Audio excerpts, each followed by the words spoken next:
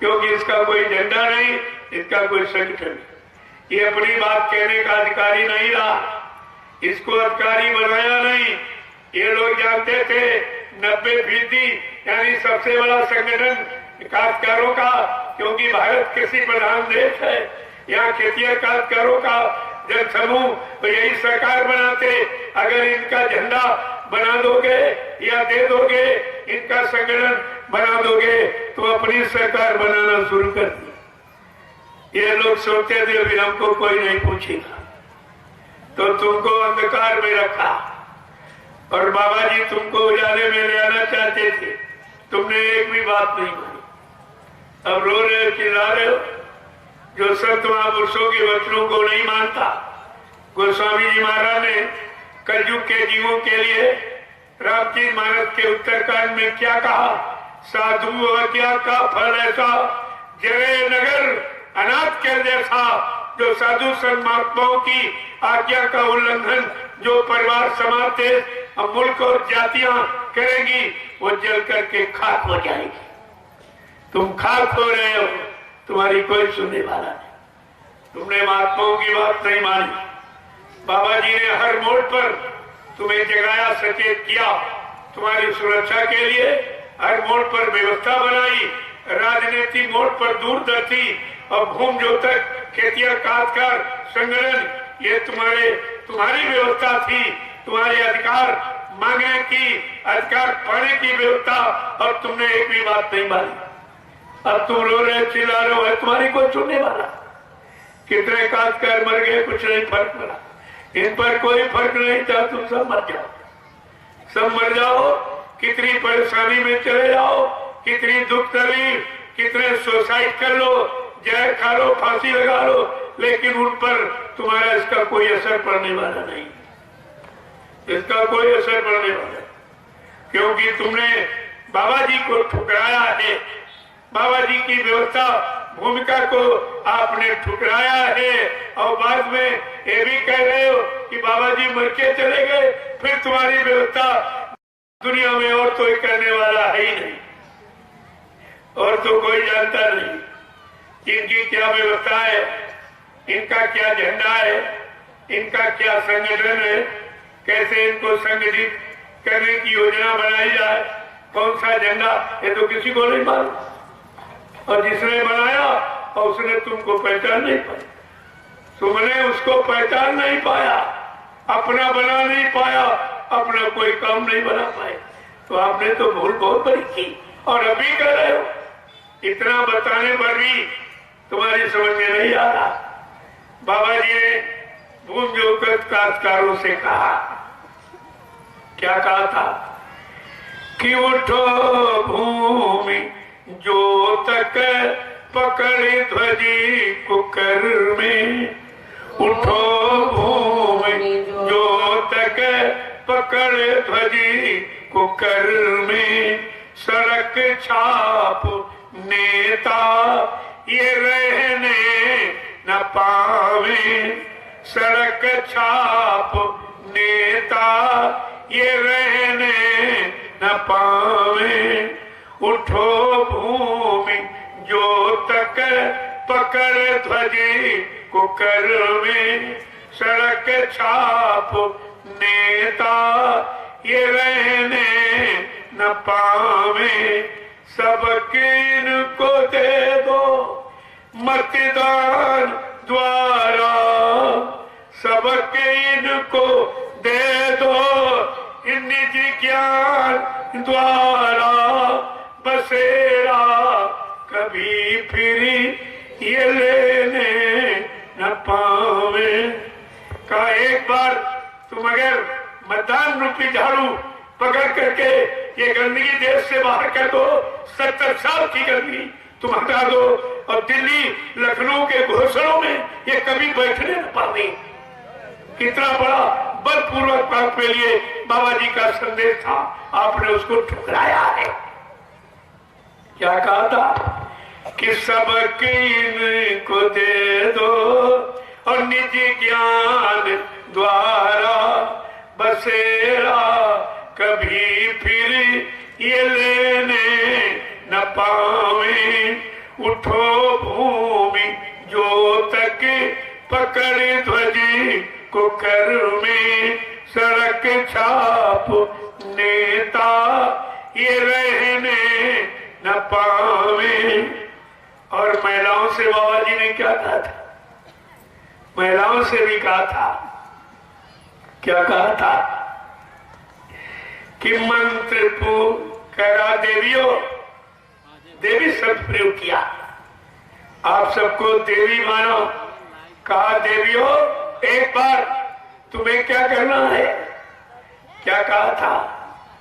मंत्र ये फूंक दो अपने पतियों के सिर में, मंत्र ये फूंक दो अपने पतियों के सिर में, और किसी की भी रैली में जाने न पावे, किसी की भी रैली में जाने न पावे। उठो भूमि जो तक पकड़ ध्वज को कर में सड़क छाप नेता ये रहने न पावे। सब कीन को दे दो कि निज ज्ञान द्वारा, सब कीन को दे दो निज मतदान द्वारा, और बसेरा कभी फिर ये लेने न पावे। लेकिन आपने एक भी बात नहीं, महात्माओं की विनय प्रार्थना भी आपने नहीं की, जो तुम्हारे लिए तुम्हारी सच्ची सुख शांति, तुमको न्याय सुरक्षा रोजी रोटी पाने की, वो भी आपने स्वीकार नहीं की। आज आप अंदर की ठोकरी खा, तुमने बाबा जी की बात को नहीं माना, और अब तो वो प्रचार कर रहे हो, कहते बाबा जी मर के चले, यानी सब काम ही खत्म। इन्होंने तो सब काम खत्म कर, इन्होंने 13वीं भी खा ली और बाल भी मुड़वा लिए।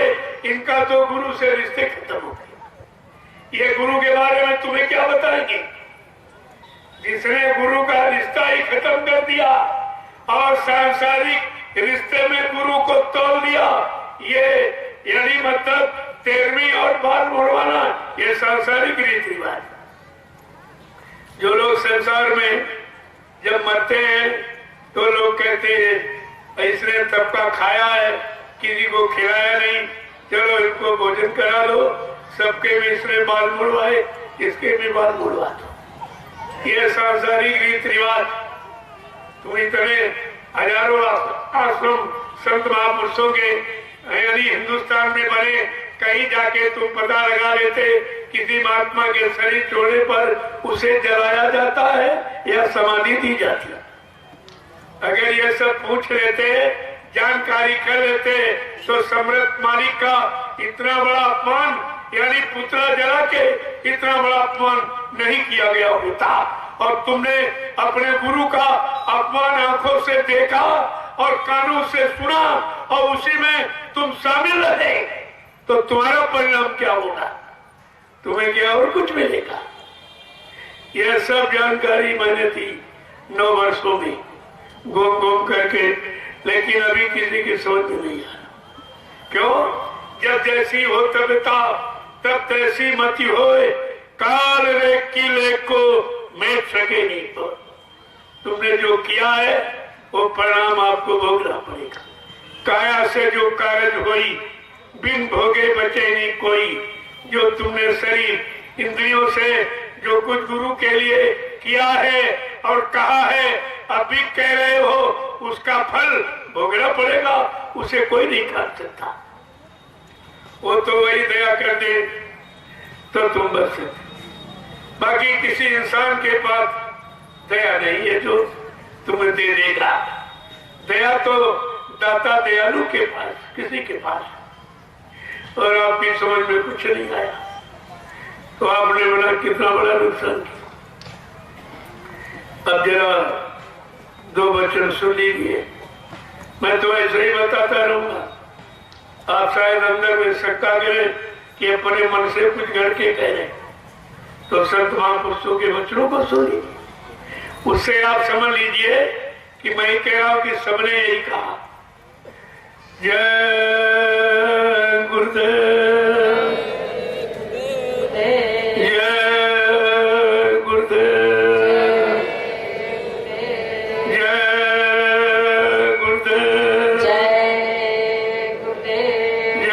गुरुदेव। नाम किसका?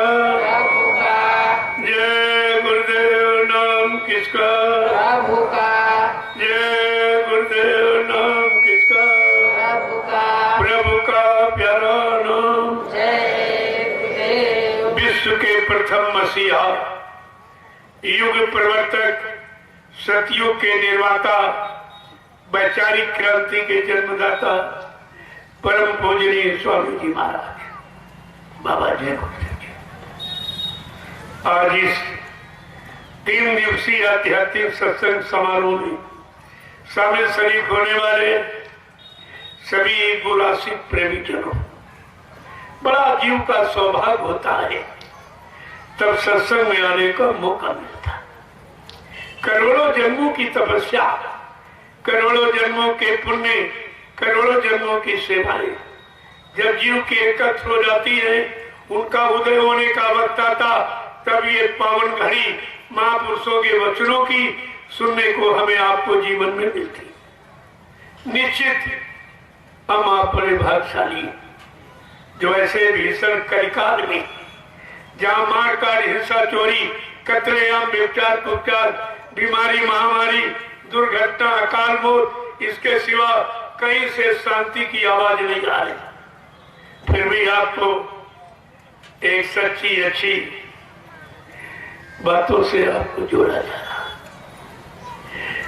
आपकी इस काम में अच्छी चर्चा की जा रही, उस चर्चा से आपको जगाया जा रहा। ये है सतगुरु की दया, बगैर उनकी दया के कुछ नहीं हो सकता। अब उनकी दया किस मनुष्य बोल पर हो जाए, किससे बड़ा संदेश प्रसारित कर दे, ये तो उनकी मौज की बात है। कहा था जब महापुरुष अपने लोक से चलते हैं, बीच के लोगों से अच्छी अच्छी शक्तियों को साथ में लेके आते, और कहा था असंख्य शक्तियां आई हुई। त्रेता में तो रामायण 16 कला से है, कृष्ण 64 कलाओं से, लेकिन अनामी महाप्रभु असंख्य कलाओं से आया हुआ। तुम्हारे घर में तुम्हारे बच्चे, तुम उनको नहीं पहचान सकते हो कि वो शक्ति है कि नहीं है, क्योंकि बाबा जी ने गुप्त रखा।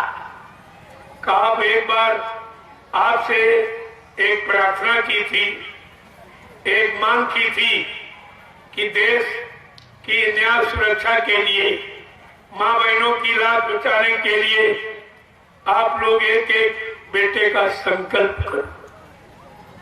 शायद ध्यान होगा आपको, ये संकल्प माना था। कहा विश्वामित्र की तरह मैं आपको बेटों को लूंगा नहीं, बेटा तुम्हारे घर में रहेगा, मैं समय से उसमें क्या भरूंगा, क्या उससे काम कराऊंगा कि वो तुम्हारा नाम कर देगा, अपना काम कर लेगा। ये सब आपसे कहा गया, और एक एक बेटा आपसे दान में मांगा था। क्या कहा था कि देश धर्म की रक्षा खातिर जय गुरुदेव ने ललकारा, एक बेटा अर्पण कर दो, है गुरु का यही इशारा। देश धर्म की रक्षा खातिर जय गुरुदेव ने ललकारा, एक बेटा अर्पण कर दो, है गुरु का यही इशारा। माँ बहनों की लाज बचाने हित पैगाम में उचारा, न्याय सुरक्षा लाने को दूरदर्शी अस्त्र संहारा, एक बेटा अर्पण कर दो, है गुरु का यही इशारा। कहते हैं मैंने कोई नई आवाज, नई मांग नहीं की है। त्रेता में जब विश्वामित्र ने धर्म का मंत्र उचारा, त्रेता में जब विश्वामित्र ने धर्म का मंत्र उचारा, राजा दशरथ से जा मांगे राम लखन तो तुम्हारा, एक बेटा अर्पण कर दो है गुरु का यही इशारा। द्वापर में नारद जी ने सोचा था यही विचारा, द्वापर में नारद जी ने सोचा था यही विचारा। भादो मास रहने अंधियारी, गोकुल भेजो कृष्ण कुमारा, एक बेटा अर्पण कर दो है गुरु का यही इशारा। सतयुग में हरिश्चंद्र सत्यजित पुत्र से किया किनारा, सतयुग में हरिश्चंद्र सत्यजित पुत्र से किया किनारा। अब मोर ध्वज ने धर्म के खातिर चलायो पुत्र पर आरा, एक बेटा अर्पण कर दो है गुरु का यही इशारा। आजाद भगत नेता सुभाष, कलयुग में क्या हुआ? आजाद भगत नेता सुभाष आजादी के रखवारा, आजाद भगत नेता सुभाष आजादी के रखवारा। कहे गुरुजी ये सुंदर अवसर तुम्हें मिली न बारंबारा, एक बेटा अर्पण कर दो है गुरु का यही इशारा। देश धर्म की रक्षा खातिर जय गुरुदेव ने ललकारा, एक बेटा अर्पण कर दो है गुरु का यही इशारा। न्याय सुरक्षा लाने को, न्याय सुरक्षा लाने को दूरदर्शी अस्त्र संहारा, एक बेटा अर्पण कर दो है गुरु का यही इशारा। जय गुरुदेव। लेकिन प्रेमियों, आपने भी इस सारे को नहीं समझ पाया। बाबा जी ने एक एक बेटा कहा संकल्प करो, बेटा तुम्हारे घर में रहेगा, मैं समय से उसमें क्या भरूंगा, उससे कैसा काम लूंगा कि वो तुम्हारा नाम कर देगा, अपना काम बना देगा। यह सब आपके सामने किया गया करके, लेकिन तुम्हारी समझ में कुछ नहीं आया। एक भी वचन गुरु का किसी के पास नहीं। अगर ये वचन होते तो आप शंका संदेह भूल भ्रम से बच जाते। वचन बचने बचाने का काम करते हैं, इसीलिए वचनों को समय से महापुरुष उच्चारण करते। लेकिन आपने तो कुछ समझा नहीं, कुछ नहीं, कोई बात भी समझ में नहीं आई है। अब देश पर आफत आ गई, और वो भी आफत सन 1980 से बराबर आपको जानकारी दी जा रही कि अभी आप लोग शाकाहारी हो जाओ, सच्चे विचारों में, सच्चे कर्मों में, सच्ची संग सोबत में रहना सीख लो। मैं कुदरत तुमसे सख्त नाराज हो गई और वो कुछ करना चाहती है। कुदरत का काम तुम्हारे हित में नहीं होगा। मैंने कुदरत से तुम्हारे सब के लिए प्रार्थना की है कि अभी थोड़ा रुक जाओ, कोई ऐसा काम मत करो जनहानि का। मैं अपने प्रेमियों को अभी हिंदुस्तान में शाकाहार का प्रचार करने के लिए भेजे देता हूँ। जब मेरे शाकाहार के प्रचार को लोग न सुने, न माने, न अपनाए, तब तुम्हारी इच्छा में जो आए वो करना। बाबा जी ने 18 वर्ष शाकाहार का प्रचार पूरे सबको बचाने के लिए कुदरत से प्रार्थना किया, लेकिन आपने उनकी एक भी बात नहीं मानी और मांसाहार को बढ़ावा दे दिया। यहाँ तक इन शासकों ने तो ऐसा जुर्म ढा दिया कि सारे जीवों की हिंसा हत्या के लिए लाइसेंस यानी बना दिया, मारने काटने का आदेश। इससे बड़ा अपराध और क्या हो, इससे बड़ा धर्म और पाप क्या हो सकता। ये भारत माँ की गोदी में पलने वाले जीव ये तुम्हारा कौन सा नुकसान करते? ये सारे जीव इंसान की मदद के लिए बनाए गए, तुम्हारे सहयोग के लिए बनाए